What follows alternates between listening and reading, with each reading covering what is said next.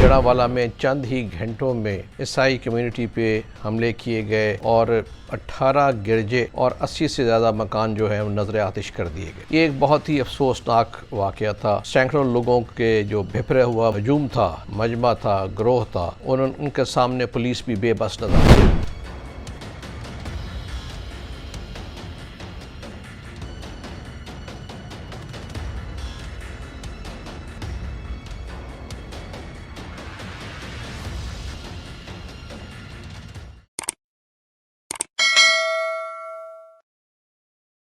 السلام علیکم ناظرین، میں ہوں نبی الہی، آپ دیکھ رہے ہیں ڈسکلوجر یوٹیوب چینل۔ ناظرین، 16 اگست کو جڑاوالا میں چند ہی گھنٹوں میں عیسائی کمیونٹی پہ حملے کیے گئے اور 18 گرجے اور 80 سے زیادہ مکان جو ہیں نظر آتش کر دیے گئے۔ یہ ایک بہت ہی افسوسناک واقعہ تھا۔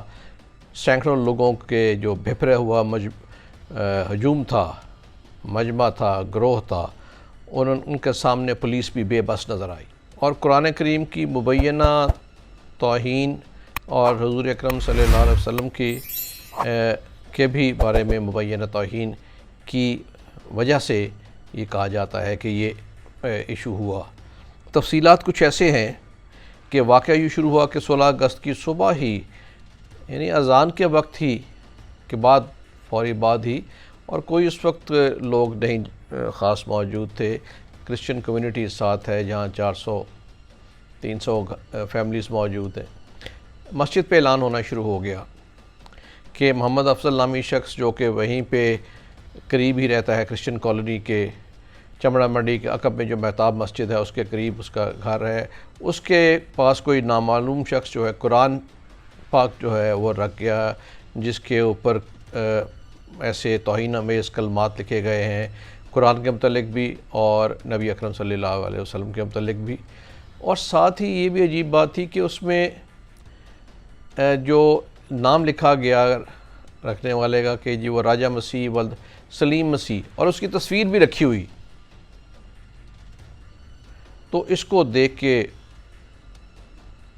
اس نے افضل نے شور ڈالا اور جو وہاں پہ مسجد میں اناؤنسمنٹ کرنی شروع کر دی کہ یہ واقعہ ہوا ہے۔ اب یہ اس واقعے کے بعد بھی 1-2 گھنٹے کے بعد بھی تقریباً 7:30 بجے یا 8 بجے بھی وہاں پہ چند لوگ جمع ہونے شروع ہو گئے، اور جو وہاں پہ تحریک لبیک پاکستان کے PP 100 کے امیر ہیں محمد ناصر وزیر، وہ 70-80 لوگوں کے ہمراہ وہاں پہ نشاط سنیما چوک پہ جڑاوالا میں اکٹھا ہو گئے۔ وہاں پہ احتجاج کیا، اس کے اوپر روڈ بھی بند کی، ٹریفک بند کی، اور انہوں نے یہ مطالبہ کیا کہ اس کو راجہ مسیح کو گرفتار کیا جائے، جس کا نام اس پہ لکھا ہوا تھا، جہاں پہ وہ قرآن شریف پہ باقی چیزیں لکھی تو یہ نام بھی لکھا ہوا تھا۔ اب یہ جو اس وقت مظاہرہ ہوا، اس کے بعد 2 گھنٹے کے بعد مظاہرین کی تعداد بڑھنی شروع ہو گئے، 250-300 کے قریب پہنچ گئی، اور انہوں نے کیتھولک چرچ جو ہے کرسچن کالونی پر حملہ کر دیا۔ 7 واقعہ 10-12 گھروں پر بھی حملہ کیا اور اس میں توڑ پھوڑ کی اور آگ لگا دی۔ گھنٹہ ایک گزرنے کے بعد تعداد اور بڑھنی شروع ہو گئی، اور انہوں نے توڑ پھوڑ اور جلاؤ گراؤ کی وارداتیں بڑھنی شروع ہو گئیں، اور چھوٹے چھوٹے جو گروہ ہیں، جتھے ادھر ادھر حملے کرنے لگے، اور 300-400 افراد نے جو وہاں پہ ایک سیلویشن آرمی کا ایک چرچ ہے اس کو آگ لگا دی، اور یہ کرسچن کالونی سے کوئی 7.5 کلومیٹر دور واقعہ ہے۔ یعنی وہاں سے ایک تو وہاں پہ واقعہ ہوا کرسچن کالونی میں، تو یہ آگ لگا دی، دوسری طرف بھی یہاں بھی آگ لگائی جا رہی، وہاں پہ بھی 7.5 کلومیٹر دور بھی آگ لگا دی گئی۔ اور افسوسناک بات یہ ہے کہ وہاں پہ مظاہرین نے جو AC ہے وہاں کے جڑاوالے کے، وہ شوکت مسیح سندھو، ان کو وہ بھی کرسچن ہیں، ان کے بھی آفس پہ حملہ کیا اور ان کو اندر داخل ہو کے توڑ پھوڑ کرنے کی کوشش کی۔ اب یہ لوکل مارکیٹ اور بازار جو ہیں جڑاوالے کے وہ بند ہونے شروع ہو گئے۔ TLP کے مظاہرین جو ہیں، تحریک لبیک پاکستان کے مظاہرین، مسجدوں سے اعلان کرنے لگے کہ جمع ہوں، احتجاج کرنا ہے۔ 12:30 بجے تک جڑاوالا میں اور ارد گرد 6 گرجے چرچ جلا دیے گئے تھے، اور اس دوران پولیس کا کوئی پتہ نہیں چل رہا۔ 2 گرجے ان میں سے جو ہیں وہ کرسچن کالونی سے 3 کلومیٹر کے دور پل شیروانہ جمرہ روڈ پہ واقع تھے۔ تیسرا جو ہے گرجا محلہ وریام نگر کے سامنے واقع تھا۔ چوتھا محلہ فاروق پارک میں واقع تھا، اور 12 بجے تک کرسچن کالونی کے مزید گھروں پہ حملے کیے گئے، اور جو سیلویشن آرمی کا چرچ تھا اس کی توڑ پھوڑ بھی جاری رہی، اور پولیس کی ایک بھاری نفری جو ہے وہ کرسچن کالونی پہنچ گئی، جہاں پہ 800-900 مظاہرین موجود تھے، جو خاص طور پہ ٹی ایل پی کے اعلانات کی وجہ سے جمع ہوئے تھے اور بھپھرے ہوئے تھے۔ جہاں پہ یہ پولیس کا جتھا موجود تھا، وہ وہاں پہ سی پی او بھی وہاں پہ موجود تھے، اور کوئی خاص مزاحمت پہلے پولیس نے نہیں کی۔ تشدد پورے جڑاوالے میں پھیل گیا اور سڑکوں کو بھی بلاک کر دیا گیا، اور اس کے بعد جو ہے تقریباً جو تعداد بڑھی تو 1100 مظاہرین وہ جمع ہو گئے، اور انہوں نے کرسچن کالونی کے گھروں کو مزید آگ لگانی شروع کر دی۔ اس کے اوپر پولیس نے شیلنگ کی اور ان کو ڈسپرس کر دیا، اور ڈسپرس کرنے کی کوشش کرتے رہے۔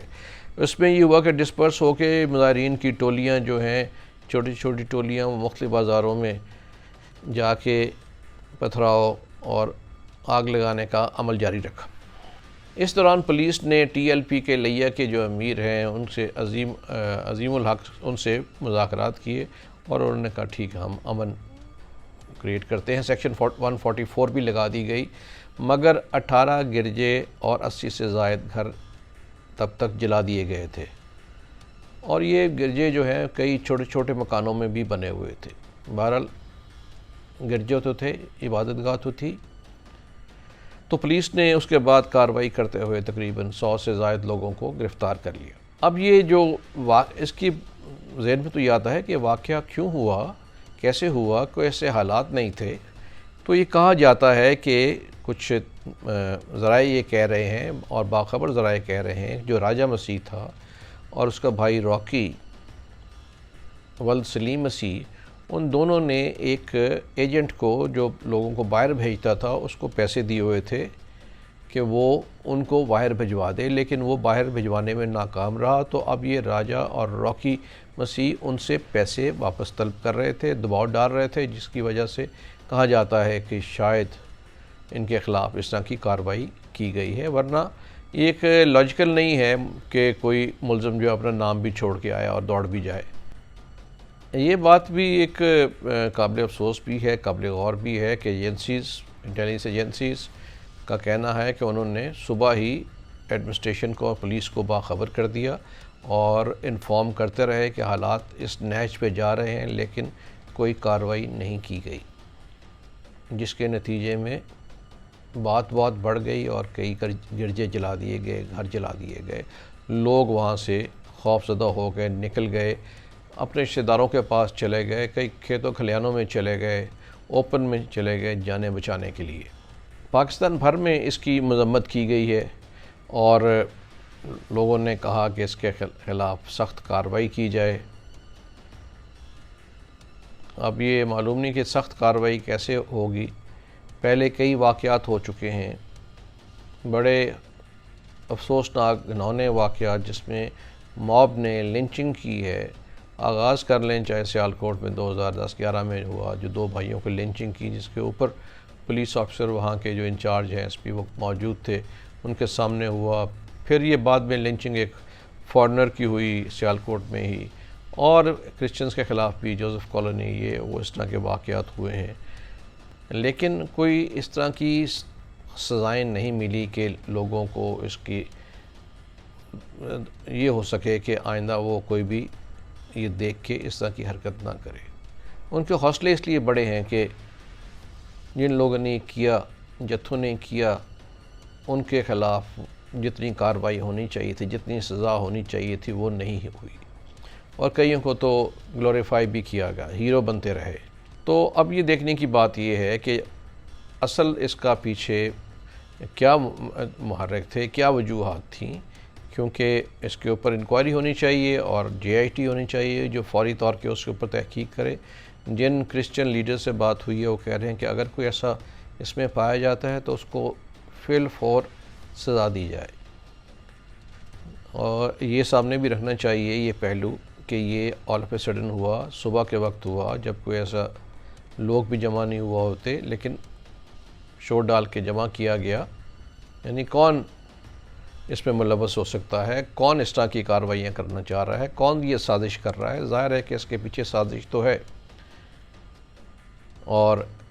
ورنہ تو اس کے بغیر یہ ممکن نہیں ہے۔ ٹھیک ہے، ہو سکتا ہے کہ یہ جذبات جو ہیں بھڑکے ہوئے ہوں، جو سویڈن میں قرآن کی بے حرمتی ہے اس کا فائدہ اٹھاتے ہوئے کسی نے سازش کی ہے، لہٰذا اس کے اوپر فوری طور پہ انکوائری کر کے کسی نتیجے پہ پہنچنا بہت ضروری ہے، اور عوام کو اس سے آگاہ کیا جائے، اور یہ بھی پتہ کرنا ضروری ہے کہ پولیس حسب معمول کیوں نہیں انٹرفیئر کیا 2 3 4 گھنٹے انہوں نے، اور کام ہاتھ سے نکل گیا۔ ظاہر ہے کہ لوگ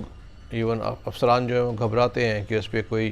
گولی چل گئی، کچھ اور ہو گیا تو وہ بعد میں کیس بھگتتے رہیں گے، ان کو کہیں اور پوسٹنگ نہیں ملے گی، کیریئر تباہ ہو جائے گا۔ تو اس خوف کو بھی حکومت کو دور کرنا چاہیے، اور کوئی پالیسی ایسی بنانی چاہیے کہ جب ایسا واقعہ ہو تو فوری طور پہ پولیس راست اقدام کرے، دلیری سے کرے، تاکہ لوگوں کے جان و مال محفوظ رہ سکیں۔